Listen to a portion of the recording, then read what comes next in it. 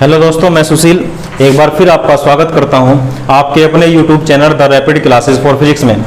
हमने एनसीईआरटी के तीसरे चैप्टर की स्टार्टिंग कर दी थी। लास्ट वीडियो में जानने का प्रयास करा था श्रांति काल, अनुगमन वेग, या फिर यूं कहें कि धातुओं में चालन किस प्रकार होता है। आज का जो हमारा टॉपिक है वो मोस्ट इंपोर्टेंट है। आज का हमारा डेरिवेशन है, बहुत ज्यादा इंपॉर्टेंट है, बोर्ड में लगभग हर साल आता है। क्या डेरिवेशन है? धारा तथा अनुगमन वेग में संबंध, यानी धारा और अनुगमन वेग में संबंध क्या होता है हमें जानना है। यार पहले इन दो लफ्जों से वाकिफ हो जाओ कि है क्या ये। एक बार बताना चाहता हूं थोड़ा सा बेसिक कि धारा का मसला क्या है। धारा होती है I बराबर Q बटे T। ये धारा निकालने का सूत्र है। अगर परिभाषा की बात करूं तो किसी चालक के परिच्छेद से, किसी चालक के परिच्छेद से एकांक समय में 1 सेकंड में जितना आवेश गुजरता है उसको धारा कैसे। किसी चालक के परिच्छेद से 1 सेकंड में जितना आवेश गुजरता है उसको हम धारा कहते हैं। धारा का फॉर्मूला आता है I बराबर Q बटे T, जहां पे हम ये कह सकते हैं कि T सेकंड में क्यों आवेश गुजर रहा है। दूसरा होता है अनुगमन वेग। अब ये अनुगमन वेग क्या है? अनुगमन वेग है, मान लो हमारे पास कोई ये चालक है, इस चालक के सिरों पर अगर हम बैटरी जोड़ दें, इस चालक के सिरों पर अगर हम बैटरी जोड़ दें तो बैटरी इसके अंदर जो मुक्त इलेक्ट्रॉन है उनको एक वेग प्रदान करेगी। दोबारा सुनो, अगर हम किसी चालक के सिरों पर बैटरी जोड़ देते हैं तो बैटरी चालक के अंदर जितने भी इलेक्ट्रॉन हैं उन सब इलेक्ट्रॉनों को एक वेग प्रदान करती है। उस वेग का नाम होता है अनुगमन वेग Vd। तो आज का हमारा टॉपिक यही है। क्या टॉपिक है कि मान लो हमारे पास कोई चालक है, जैसे ही चालक के सिरों पर हम बैटरी को अप्लाई करते हैं तो धारा का प्रवाह होगा, और धारा का प्रवाह होगा तो अनुगमन वेग पैदा होगा। अनुगमन वेग और धारा का आपस में क्या रिलेशन है, इनके बीच क्या संबंध है, उस संबंध को आज हमें निकालना है। तो हमें करना क्या पड़ेगा? हमें चालक लेना पड़ेगा, चालक के सिरों पर बैटरी जोड़नी पड़ेगी। बैटरी के जुड़ते ही दो काम अपने आप शुरू हो जाएंगे। पहला काम धारा बहेगी, दूसरा काम वेग पैदा होगा। क्योंकि धारा क्या है? आवेश का भागना ही तो धारा है। आवेश कौन है चालक के अंदर? मुक्त इलेक्ट्रॉन। जैसे हम बैटरी को अप्लाई करेंगे तो ये बैटरी क्या करेगी? इन मुक्त इलेक्ट्रॉनों को वेग देगी। इस वेग के कारण मुक्त इलेक्ट्रॉन चालक के अंदर भागेंगे। अगर मुक्त इलेक्ट्रॉन चालक के अंदर भागेंगे तो चालक के अंदर क्या पैदा हो जाएगी? धारा। ये सब बात आपस में जुड़ी हुई है। तो आओ शुरू करते हैं। विद्युत धारा क्या है? किसी चालक के परिच्छेद से एकांक समय में गुजरने वाले आवेश की मात्रा को धारा कहते हैं। कौन सी धारा? विद्युत धारा कहते हैं। विद्युत धारा कहते हैं। माना किसी चालक के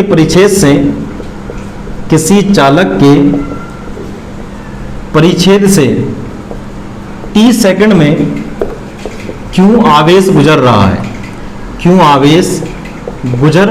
रहा है, तो प्रवाहित धारा जो होगी वो होगी I बराबर Q बटे T समीकरण नंबर 1। I बराबर Q बटे T समीकरण नंबर 1। अब देखो मेरी प्लानिंग सुनो, डेरिवेशन में कैसे करूंगा। मेरे पास फॉर्मूला है I बराबर Q बटे T। स्टेप याद करते हैं, उसके बाद डेरिवेशन करने का अलग ही आनंद है। क्या कहा हमने? I बराबर Q बटे T। हमें धारा निकालनी है, क्योंकि धारा का रिलेशन निकालना है। धारा का रिलेशन किसके साथ? अनुगमन वेग के साथ। तो पहले बात ही कर लो, धारा क्या है। धारा का फॉर्मूला I बराबर Q बटे T।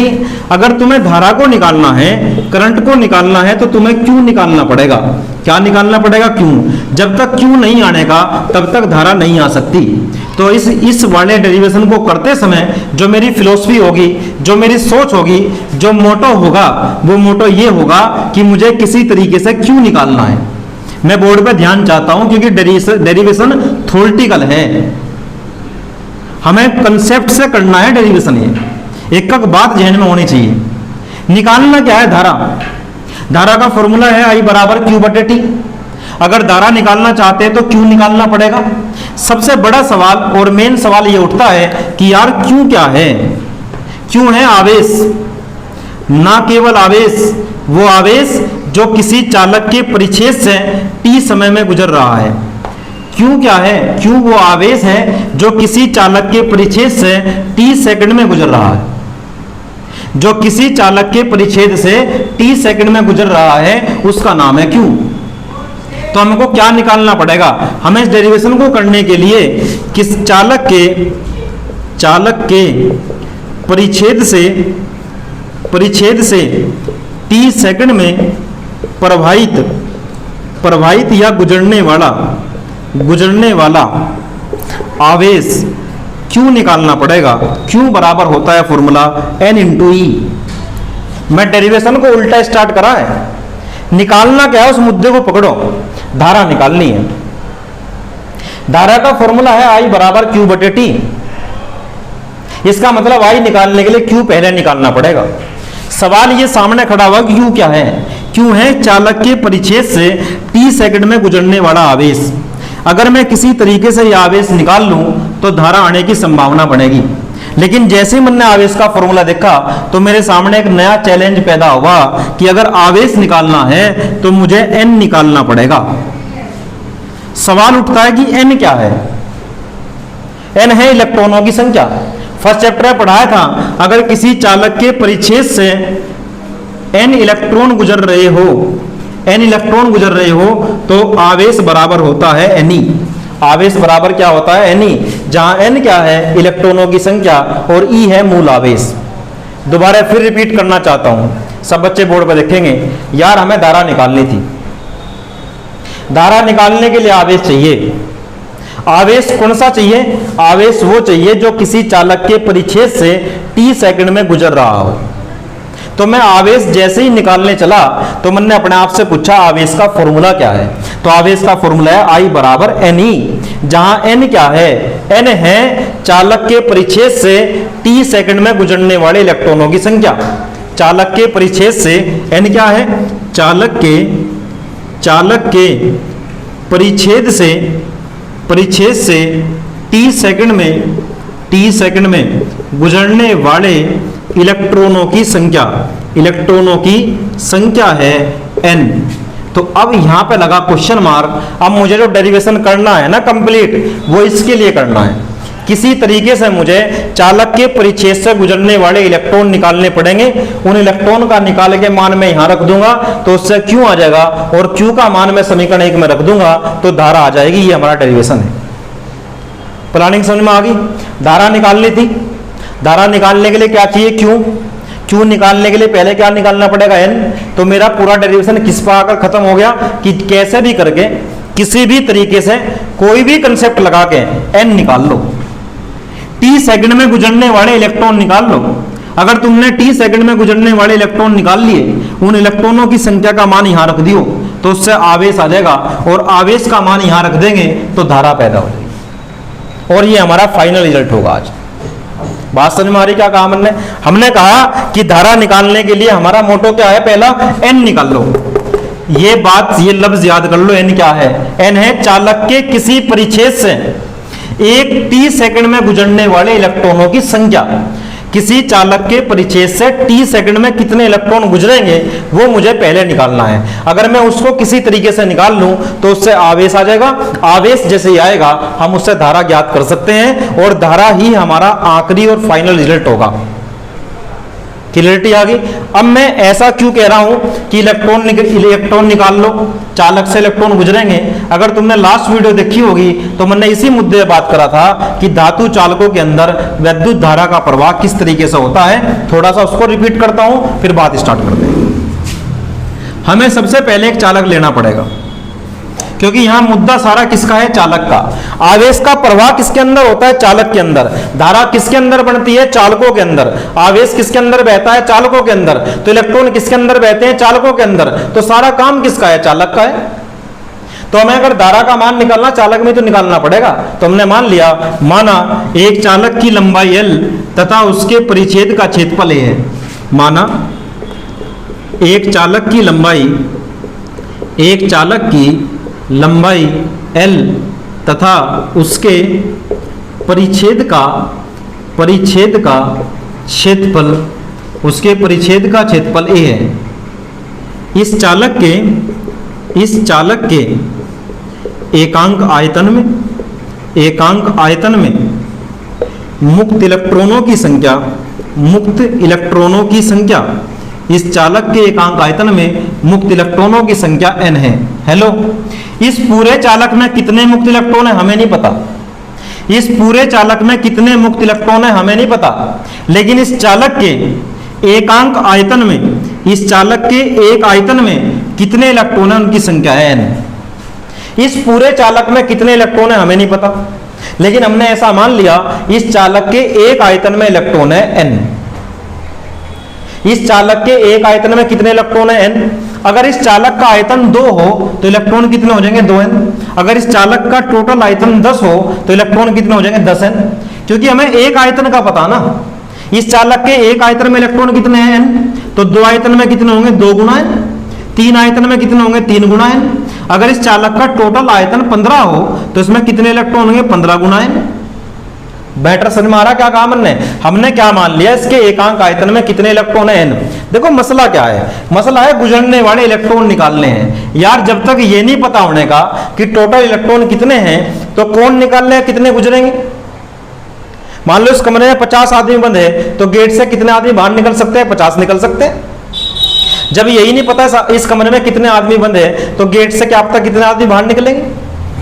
बात समझ में आ रही नहीं आ रही। जब ये नहीं पता इस चालक के अंदर कितने इलेक्ट्रॉन हैं तो हम कैसे बता देंगे इसके परिच्छेद से कितने गुजरेंगे।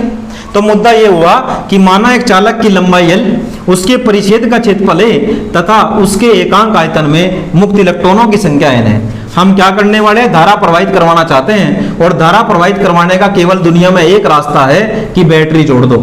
क्या जोड़ दो, बैटरी। तो जैसे ही मैं इस चालक के सिरों पर एक V वोल्ट का विभवांतर लगाता हूं, जैसे ही चालक के सिरों पर V वोल्ट का विभवांतर लगाता हूं तो वो V वोल्ट का विभवांतर इन चालक इलेक्ट्रॉनों को क्या दे देगा, वेग। उस वेग का नाम क्या होगा, अनुगमन वेग। आज की वीडियो स्टार्ट करते ही बताया था मैंने कि अगर किसी चालक के सिरों पर तुम बैटरी जोड़ोगे तो बैटरी उसके इलेक्ट्रॉनों को वेग देगी, उस वेग का नाम है अनुगमन वेग। जैसे ही उन इलेक्ट्रॉनों को अनुगमन वेग मिलेगा तो इलेक्ट्रॉन भागने शुरू होंगे, और जैसे इलेक्ट्रॉन भागेंगे उससे बनती है धारा। भागता हुआ इलेक्ट्रॉन धारा है। अगर मुझे किसी चालक के अंदर धारा प्रवाहित करानी है तो क्या करना पड़ेगा, बैटरी जोड़नी पड़ेगी। और जैसे ही बैटरी जुड़ेगी तो बैटरी इलेक्ट्रॉन को क्या दे देगी, वेग।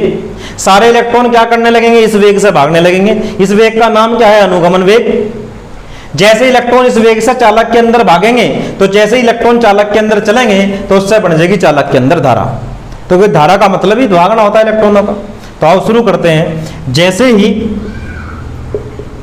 ही चालक के सिरों पर V वोल्ट का विभवांतर लगाते हैं तो चालक के अंदर का प्रत्येक इलेक्ट्रॉन चालक के अंदर का प्रत्येक इलेक्ट्रॉन अनुगमन वेग Vd से गति करने लगता है। अनुगमन वेग Vd से गति करने लगता है। इसके चालक के अंदर क्या था, हमने जैसे ही बैटरी लगाई तो बैटरी लगाते ही इलेक्ट्रॉन भागने शुरू हो गए। किस तरफ को इलेक्ट्रॉन भागने शुरू हो गए, बैटरी की वजह से क्या दिया, बैटरी ने उसको अनुगमन वेग दिया, और अनुगमन वेग से इलेक्ट्रॉन भागने शुरू हो गए। इलेक्ट्रॉन भागे तो हम ये जानना चाहते हैं कि इस परिच्छेद से 1 सेकंड में कितने इलेक्ट्रॉन निकलेंगे। इस परिच्छेद से अगर मैं 1 सेकंड में निकलने वाले इलेक्ट्रॉन निकाल दूं तो मुझे फिर t सेकंड में निकलने वाले इलेक्ट्रॉनों का पता लग जाएगा। प्लानिंग समझो, इस परिच्छेद से t सेकंड में कितने इलेक्ट्रॉन गुजरेंगे वो मुझे आज निकालना है।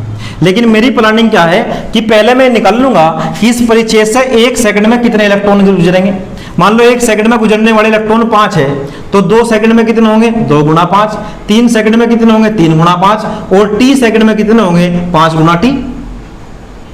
तो मुझे क्या निकालना है, 1 सेकंड में गुजरने वाले इलेक्ट्रॉनों की संख्या। देखो प्लानिंग क्या है। तो चालक के अंदर प्रत्येक इलेक्ट्रॉन अनुगमन वेग Vd से भागने लगता है। यह इलेक्ट्रॉन द्वारा 1 सेकंड में चालक के अंदर 1 सेकंड में परिच्छेद से निकलने के बाद चली गई दूरी, इलेक्ट्रॉन द्वारा 1 सेकंड में परिच्छेद से निकलने के बाद चली गई दूरी का जो फॉर्मूला होता है वो होता है चाल गुणा समय। दूरी का फॉर्मूला क्या होता है? चाल गुणा समय। वो किस चाल से भाग रहे? अनुगमन वेग vd से, और समय कितना है? 1 सेकंड, तो दूरी बराबर कितना आ गया? vd। बात समझो क्या कहा हमने। जो इलेक्ट्रॉन इसमें से बाहर निकलेगा वो 1 सेकंड में कहाँ फैल जाएगा? vd लंबाई में फैल जाएगा। चालक की कितनी लंबाई में फैल जाएगा? vd में। क्योंकि इस जैसे इलेक्ट्रॉन यहाँ आया, परिच्छेद से बाहर निकला, तो परिच्छेद से बाहर निकला तो कहाँ तक गया? कितने सेकंड में? 1 सेकंड में। तो जितने भी इलेक्ट्रॉन निकलते रहेंगे इसमें से वो इस vd लंबाई में फैल जाएंगे। किसमें फैल जाएंगे? vd लंबाई में। चालक की vd लंबाई में बढ़ जाएंगे कितने सेकंड में? 1 सेकंड में। देखो यहां से पता लगा, इलेक्ट्रॉन द्वारा 1 सेकंड में परिच्छेद से निकलने के बाद चली गई दूरी, 1 सेकंड में कितनी दूरी तय करी उन्होंने? vd। इसका मतलब जो भी इलेक्ट्रॉन परिच्छेद से बाहर निकलेगा वो 1 सेकंड के अंदर vd लंबाई में फैल जाएगा। तो हमें ये बात लिखनी है कि चालक के परिच्छेद से 1 सेकंड में गुजरने वाले इलेक्ट्रॉन चालक की vd लंबाई में बढ़ जाते हैं। भर मतलब फैल जाते हैं, जिसका आयतन उस जगह का जो आयतन होगा वो होगा क्षेत्रफल गुणा लंबाई। जिस जगह में इलेक्ट्रॉन भर गए उस जगह का आयतन कितना है? क्षेत्रफल गुणा लंबाई। आयतन निकालने का फॉर्मूला होता है, अगर क्षेत्रफल में लंबाई की गुणा कर देंगे तो आयतन आ जाएगा। क्षेत्रफल कितना था इसका? a, और लंबाई कितनी है? l की जगह हमने कितना मान लिया? vd, क्योंकि 1 सेकंड में कितनी लंबाई बढ़ी? vd। हमने इतनी जगह का आयतन निकाला, पूरा आयतन नहीं निकाला। अगर पूरा आयतन निकाल ले तो l की गुणा करते, इतनी जगह का आयतन निकाल, क्योंकि इतनी जगह में इलेक्ट्रॉन भरे। जो इतनी जगह में इलेक्ट्रॉन भरे वही तो निकल के आए। इस चालक के परिच्छेद से जो इलेक्ट्रॉन बाहर निकले वही तो यहां भरे। हमें वही तो निकालने कितने इलेक्ट्रॉन बाहर निकले। यार जितने इलेक्ट्रॉन बाहर निकले वही तो इस लंबाई में भरेंगे, क्योंकि जो भी इलेक्ट्रॉन चालक से बाहर निकलता रहेगा वो vd लंबाई में फैलता रहेगा। तो यानी 1 सेकंड के अंदर तुम क्या देखोगे कि vd लंबाई में इलेक्ट्रॉन बढ़ जाएंगे। vd लंबाई में इलेक्ट्रॉन बढ़ने का मतलब है चालक के अंदर इतने आयतन में इलेक्ट्रॉन भर गए, इतने आयतन में। इतना आयतन कितना है? a गुणा vd। हमें स्टार्टिंग में पता था कि चालक के एकांक आयतन में कितने इलेक्ट्रॉन है? n। तो इतने आयतन में कितने इलेक्ट्रॉन होंगे? इसमें n की गुणा कर दो। एक बार दोबारा रिपीट कर रहा, चालक के एक आयतन में इलेक्ट्रॉन कितने हैं? n। 2 आयतन में कितने होंगे? 2n। 3 आयतन में कितने होंगे? 3n। और इतने आयतन में कितने होंगे? इतने n। तो हम ये कह सकते हैं 1 सेकंड में चालक के परिच्छेद से गुजरने वाले इलेक्ट्रॉनों की संख्या बराबर होगी क्षेत्रफल में a गुणा vd में n की गुणा कर दो। क्योंकि एक आयतन में कितने इलेक्ट्रॉन है? n। तो इतने आयतन में कितने इलेक्ट्रॉन होंगे? इतने गुणा n। क्योंकि ये आयतन है, किस जगह का आयतन है? इस जगह का। ये जगह कौन सी है? वो जगह है जहां पर इलेक्ट्रॉन इकट्ठा होने लग रहे। कहां से निकलकर? परिच्छेद से निकलकर। जैसे परिच्छेद से बाहर निकलेंगे तो इतनी जगह में इकट्ठा हो रहे हैं। इतनी जगह में इकट्ठा होने वाले इलेक्ट्रॉन ही तो परिच्छेद से निकलने वाले इलेक्ट्रॉन है। तो हमने क्या निकाल लिया? 1 सेकंड में गुजरने वाले इलेक्ट्रॉनों की संख्या। अब हमें क्या निकालनी है? t सेकंड में। तो 1 सेकंड में गुजरने वाले इतने हैं, 2 सेकंड में कितने होंगे? 2 गुणे, 3 सेकंड में 3 गुणे, और t सेकंड में होंगे t गुणे। तो इलेक्ट्रॉनों की संख्या होगी a vd n into t। भाई 1 सेकंड में चालक के परिच्छेद से इतने इलेक्ट्रॉन गुजरे, 2 सेकंड में कितने गुजरेंगे? इसके 2 गुणे, 3 सेकंड में कितने गुजरेंगे? इसके 3 गुणे, और t सेकंड में कितने गुजरेंगे? इसमें t की गुणा कर दो। तो ये चालक के परिच्छेद से गुजरने वाले इलेक्ट्रॉनों की संख्या आ गई। इलेक्ट्रॉनों की संख्या का मान यहां रख दो, तो q बराबर ये मान यहां रख दो, तो कितना आ गया? a vd n into t। a vd n t multiply, ये किसका मान है? इलेक्ट्रॉनों की संख्या का मान है जो हमने निकाला, और ये e की गुणा में था। ये हमने क्या निकाल दिया? q निकाल दिया। q का मान जैसे ही मैं यहां रखूंगा तो आंसर आने वाला है। पहले बताओ इतनी बात समझ में आ गई क्या? ये था हमारा मुद्दा। एक बार मैं इस कंसेप्ट को फिर दोबारा दोहराऊंगा कि मसला क्या था, हम करना क्या चाह रहे थे। हेलो, बोर्ड पे सब बच्चे फोकस करेंगे। हमारे पास एक चालक है, चालक है तो इससे कोई प्रभाव नहीं है। अगर चालक के अंदर तुम धारा प्रवाहित कराना चाहते हो तो तुमको एक काम करना पड़ेगा, बैटरी जोड़नी पड़ेगी। जैसे ही तुम चालक के सिरों पर बैटरी जोड़ोगे तो दो काम अपने आप होने शुरू हो जाएंगे। पहला काम, बैटरी चलेगी, बैटरी जाकर इलेक्ट्रॉनों को वेग देगी, उस वेग का नाम है अनुगमन वेग। जैसे ही बैटरी को चालक के सिरों पर जोड़ोगे तो बैटरी इलेक्ट्रॉनों को भगाना शुरू करेगी, जिस वेग से भगाएगी उस वेग का नाम है अनुगमन वेग। और जब इलेक्ट्रॉन चालक के अंदर भागेंगे तो उससे बनेगी विद्युत धारा।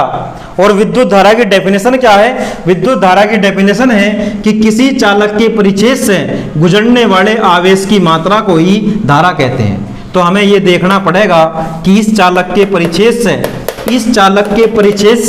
t सेकंड में कितना आवेश गुजरेगा। तो मुझे आवेश निकालना पड़ेगा। आवेश निकालने से पहले मुझे क्या निकालना पड़ेगा कि इस चालक के परिच्छेद से t सेकंड में कितने इलेक्ट्रॉन गुजरेंगे। तो मैंने उसके लिए गुणा भाग करी। मैंने कहा कि जैसे ही इलेक्ट्रॉन चालक के परिच्छेद से बाहर निकलेगा तो वो चालक की कितनी लंबाई में फैल जाएगा? वो चालक की vd लंबाई में फैल जाएगा। क्योंकि मैंने कंसेप्ट यहां से दिया कि चालक के परिच्छेद से 1 सेकंड में गुजरने वाला इलेक्ट्रॉन उसकी vd लंबाई में फैल जाता है। तो vd लंबाई ये होगी ना, यहां से यहां तक की लंबाई vd होगी। लेकिन चालक तो ऐसा है जैसा मार्कर, लंबाई तो vd होगी, क्षेत्रफल भी तो है। तो यानी टोटल इसके अंदर यहां सब जगह भर गया ना, जैसा पाइप के अंदर पानी भर जाता है इस तरह से भर गया।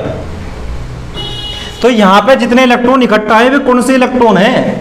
इस जगह में जो इलेक्ट्रॉन इकट्ठा है वे कौन से इलेक्ट्रॉन है? वे इलेक्ट्रॉन है जो परिच्छेद से निकल कर आए। इस जगह में इकट्ठा होने वाले इलेक्ट्रॉन कौन है? वे इलेक्ट्रॉन है जो परिच्छेद से निकल के आए, और परिच्छेद से जो इलेक्ट्रॉन निकल गए उससे तो हमारा मतलब है। तो पहले हमें क्या करना पड़ेगा? इस जगह का आयतन निकालना पड़ेगा। इस जगह का आयतन है इतना, क्षेत्रफल गुणा लंबाई से आता है आयतन। इस आयतन में इलेक्ट्रॉन निकालने हैं तो बड़ा सिंपल है, क्योंकि उन्होंने शुरू में कह दिया था कि एक आयतन में इलेक्ट्रॉन कितने हैं? n। चालक के एक आयतन में इलेक्ट्रॉन n है तो इतने आयतन में होंगे इतने गुणा n। लेकिन ये इलेक्ट्रॉन कौन से हैं? 1 सेकंड में गुजरने वाले। हमें कितने समय में निकालने हैं? t सेकंड में। तो अगर इन इलेक्ट्रॉनों में t की गुणा कर देंगे तो t सेकंड में गुजरने वाले इलेक्ट्रॉन आ जाएंगे। और जैसे ही t सेकंड में गुजरने वाले इलेक्ट्रॉन आवेंगे तो आवेश के फॉर्मूले से आवेश आ जाएगा। और आवेश का मान अगर मैं अब यहां रख दूं तो इससे धारा निकल जाएगी। तो आओ एक बार आवेश का मान रखते हैं। तो Q का मान समीकरण 1 में रखने पर, तो हमारी समीकरण 1 है I बराबर Q/T। Q की वैल्यू ये आई है, ये इसका मान यहां रख दो, A VD N T गुणा E, T से T कट गया तो I बराबर NEA VD। I बराबर NEA VD सबको सीधा करके लिख दिया। जहां N बराबर चालक के एकांक आयतन में इलेक्ट्रॉनों की संख्या। A क्या है? चालक का क्षेत्रफल, चालक के परिच्छेद का क्षेत्रफल। कोई पूछने लगे VD क्या है? VD है अनुगमन वेग। कोई पूछ लगे E क्या है? E है मूल आवेश जिसकी वैल्यू होती है फिक्स। I बराबर क्या है? विद्युत धारा। I बराबर क्या है? विद्युत धारा। तो ये विद्युत धारा अनुगमन वेग का संबंध है। मोस्ट इंपोर्टेंट डेरिवेशन है, बहुत ज़्यादा बोर्ड में आता है। इसके न्यूमेरिकल भी बहुत ज़्यादा इंपॉर्टेंट है, एक बार नोट करेंगे इसको।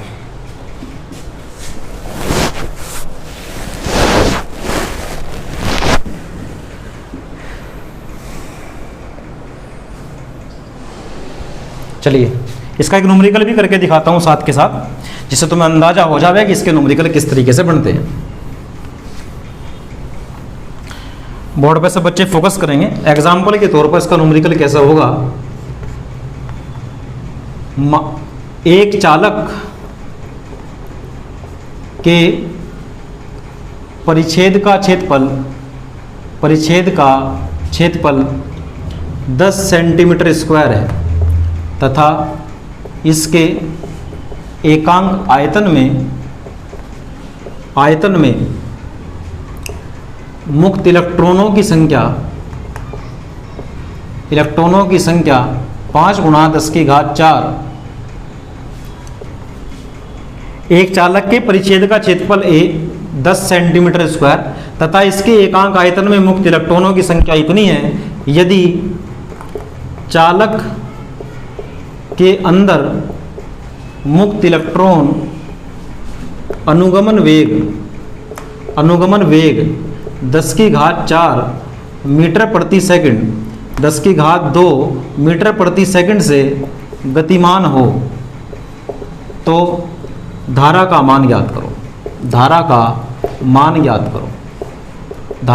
ज्ञात करो। ये है मैटर। दिया गया है उसको पढ़ो। एक चालक के परिच्छेद का क्षेत्रफल इतना है तो A बराबर 10 सेंटीमीटर स्क्वायर मतलब 10 गुणा 10⁻² मीटर स्क्वायर 10⁻² मीटर स्क्वायर तो 10 गुणा 10⁻⁴ मीटर स्क्वायर। बात समझो, सेंटीमीटर को चेंज करा, सेंटीमीटर का मतलब 10⁻² मीटर, लेकिन पूरे का वर्ग है ना, 10⁻² का वर्ग 4 और मीटर का वर्ग मीटर स्क्वायर। क्षेत्रफल चेंज हो गया। उसके एकांक आयतन में मुक्त इलेक्ट्रॉन कितने हैं, n का मान कितना दे दिया 5 गुणा 10⁻⁴। उस चालक के अंदर जो अनुगमन वेग है इलेक्ट्रॉनों का वो है 10⁻² मीटर प्रति सेकंड। पूछ क्या रहा, धारा का मान, तो धारा अनुगमन वेग का संबंध लगाओगे, ये रहा फॉर्मूला I बराबर NeAVD। I बराबर n का मान कितना है देख के बताओ, 5 गुणा 10⁻⁴।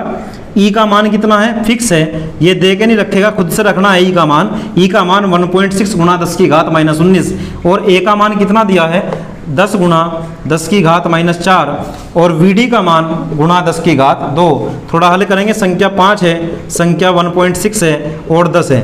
घात में चलो, घात में 4 है घात, -19 है घात और -4 है घात और +2 है घात।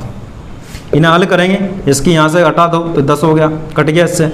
16 पंजे कितना होता है 80 गुणा 10 की घात, देखो 4 से तो 4 कैंसिल हो गया, 19 में से 2 गए, -17 एम्पियर इतना करंट बहेगा।